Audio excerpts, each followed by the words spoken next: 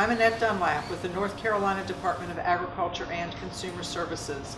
I'm here today at Midtown Grill in North Hills with Felicia Perry of Food-Seen by Felicia Perry Photography. Thanks for joining us today, Felicia. It's a pleasure to be here. I'm excited to teach you all a little bit about photography and how to photograph your food dish with both camera and iPhone to cover the bases. So what are those bases? Let's go over them real quick and then we're going to get into your doing some pictures for us.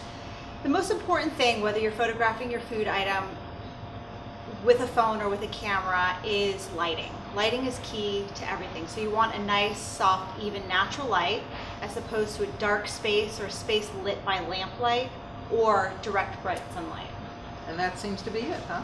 Well, it oversimplifies it, but yes, lighting really is the key to a great photograph. And then you build in the components of the dish, the colors, the textures, what angle to shoot from, but your base starting point is that lighting. Okay, so what dish are you going to photograph for us today? I'm going to photograph a shrimp and grits, which is North Carolina standard, and I'll be shooting from above, which is a really popular way to shoot food, and you'll see that on a lot of the Instagram accounts and chef pages, is that bird's eye view, because you can put yourself in the place of the diner looking down at the dish, and you want the person to see that picture to feel like, okay, I can picture myself right there, spoon in hand, ready to dig in. In other words, like we've been saying for a long time, people are going to eat with their eyes. Yes, absolutely. Okay, well then I think we're ready to get started. I think we're ready.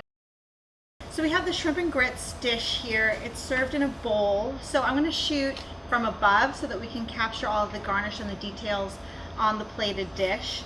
We have it by the window, so you have this nice soft light coming in.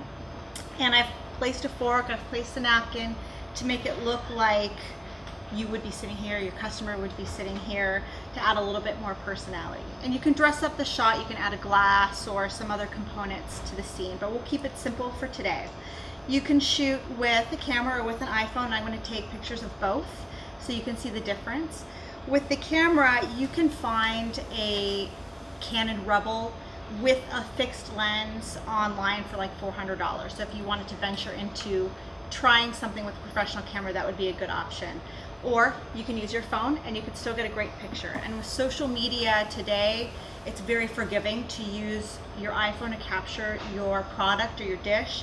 Just make sure it looks good, whether it's from a camera or from a phone. And that's utilizing this light, having the light come in and touch all the green from the foliage and the lettuce here, and filling out the grits in the dish. So I'm going to come up above and shoot down, and I'm going to have my focal point right there on the center of the dish, and I'm going to shoot. Right now with my professional camera, I have a pretty high ISO or film speed, which normally would be noisy, but because this is for social media and it's a smaller image, you can kind of get away with it. But you just don't want blurry movement if you have low light. I also use a really wide aperture so that everything's in focus as opposed to one little component in the dish. So I have mine set at 10 right now, and I have the shutter speed default to whatever the aperture and the film speed is set at. So I'm going to shoot right here. I'm focused on the shrimp and the garnish right in the middle, and I have a little bit of the napkin peeking out on the side and a little bit of the fork. I'm going to set down my camera. I'm going to shoot the same thing with my phone, just from above. It's bright, it's clear, the colors look great, and I'm just going to snap it straight above. Now you can also come down low and shoot from a diner's perspective, but for this dish, so much of it's right on top that I like the idea of looking down and capturing that. If it was a taller dish, maybe I'd come back and set a glass back here and have some components in the background.